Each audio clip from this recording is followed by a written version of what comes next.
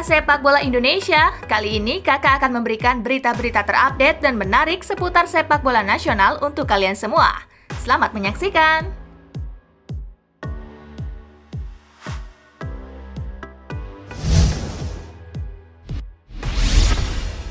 Alasan pemanggilan banyak pemain senior ke Timnas Indonesia SEA Games. Ada 14 pemain senior yang dipanggil ke pemusatan latihan Timnas Indonesia. Padahal TC kali ini digelar sebagai persiapan untuk menyambut SEA Games 2021. Direktur Teknik PSSI Indra Syafri menjelaskan alasan kenapa ada banyak pemain senior yang dipanggil. Kami belum memegang handbook SEA Games 2021 tentang regulasi pertandingan, termasuk umur peserta, kata Indra Syafri. Ini juga bukan pemusatan latihan Timnas Indonesia U22, tetapi pemusatan latihan Timnas untuk SEA Games 2021. Ujarnya lagi, dari total 36 pemain yang dipanggil, semua berstatus pemain yang terikat kontrak dengan klub-klub dalam negeri. Soal ini, PSSI akan memanggil mereka di saat jeda internasional saja.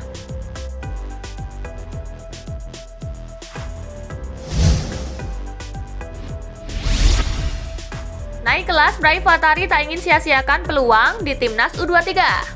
Pemain Persija Jakarta Brahim Fathari mengaku siap bekerja keras dalam mengikuti pemusatan latihan atau training camp Timnas Indonesia U23. Pemusatan latihan tersebut dilakukan sebagai bekal menghadapi SEA Games 2021 di Hanoi, Vietnam pada November mendatang. Bagi Brahim, pemanggilannya tersebut dianggap sebagai kenaikan kelas. Pasalnya, jebolan Garuda Select ini adalah pemain kunci Timnas Indonesia U19 yang juga diasuh oleh Sinteyong. Raif mengaku sangat bangga karena bisa naik kelas dan bertekad untuk tidak mensia-siakan kesempatan ini.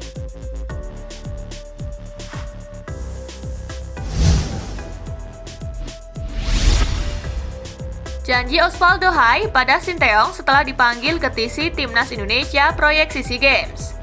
Penyerang Persija Jakarta Osvaldo Hai mengaku bangga bisa mendapatkan kepercayaan untuk mengikuti pemusatan latihan Timnas Indonesia proyeksi SEA Games 2021.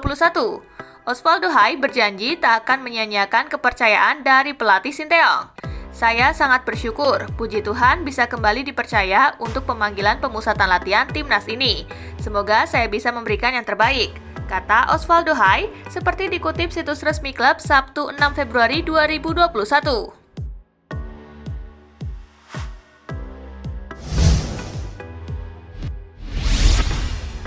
Bintang muda Indonesia di klub Belanda beri ucapan selamat untuk Bagus Kavi.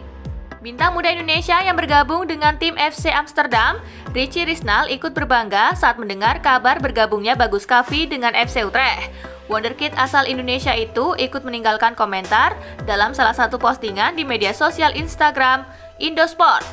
Selamat datang di Belanda. Saya berharap Anda meraih sukses dalam karir sepak bola dan jangan lupa untuk menikmatinya. Karena itu yang paling penting, ucap Richie Risnal.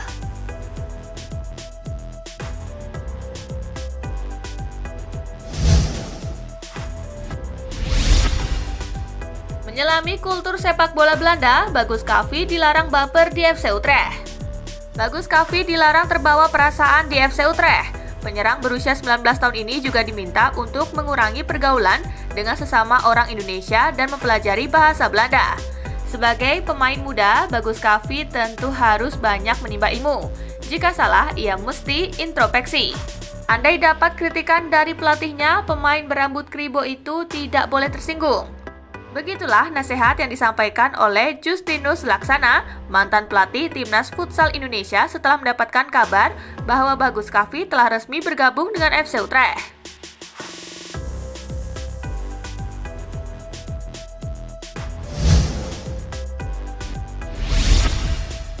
Masih cari agen yang tepat, Bagas Kava ingin susul Bagus Kavi ke luar negeri. Bagas Kava kabarnya ingin segera menyusul Bagus Kavi untuk berkarir di luar negeri. Akan tetapi, menurut Bagus, saudara kembarnya kini masih mencari agen yang tepat yang bisa membantunya ke luar negeri. Hal itu diungkapkan oleh Bagus Kavi ketika berbincang di kanal YouTube Mark Vlog. Sama sepertinya, Bagas juga menyimpan mimpi supaya bisa berkarir di luar negeri.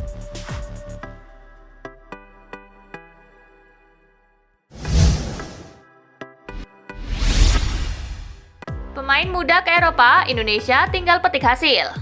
Pelatih klub Liga Utama Vietnam, Ho Chi Minh City, Ailton dos Santos Silva memberikan pujian kepada pemain Indonesia yang mengembangkan karir ke Eropa dan menilai timnas Garuda kini tinggal memetik hasilnya. Ailton mengutarakan kepergian sejumlah pemain Indonesia ke Eropa memberikan sinyal positif sepak bola Asia Tenggara, mulai dilirik klub benua biru. Di lain sisi, kondisi ini membuat sepak bola Indonesia juga akan makin berkembang di masa mendatang.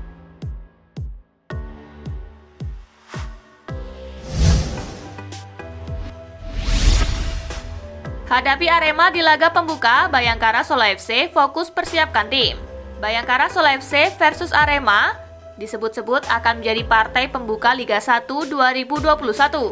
Rencananya, PSSI dan LIB akan menggulirkan kompetisi setelah izin dikeluarkan oleh Polri. CEO Bayangkara Solo FC, Sumarji, mengaku senang timnya dipercaya untuk melakoni partai pembuka. Namun, menurut Sumarji, klub tidak memikirkan hal itu karena fokus terdekat Bayangkara Solo FC adalah mempersiapkan tim.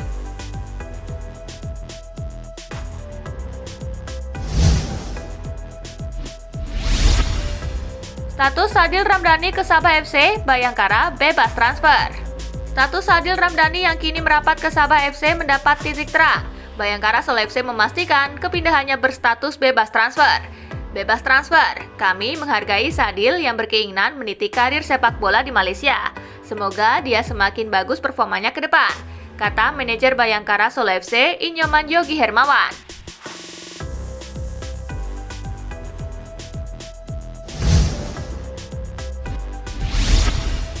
Kumpulkan 360 juta rupiah lebih, bonek berdonasi untuk bencana Sulawesi Barat. Bencana yang menimpa sejumlah daerah di Sulawesi Barat membuat bonek, supporter Persebaya Surabaya, tergerak melakukan kegiatan sosial.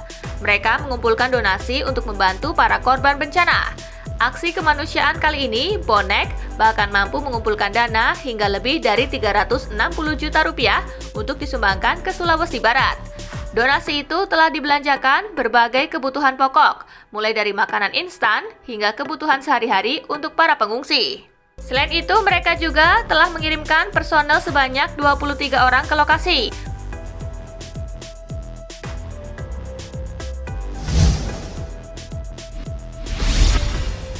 Nah, itulah tadi, gengs, berita-berita menarik dan terupdate seputar sepak bola nasional. Simak terus ya berita-berita menarik lainnya dari Spasi Football Indonesia. Sampai jumpa di pembahasan selanjutnya.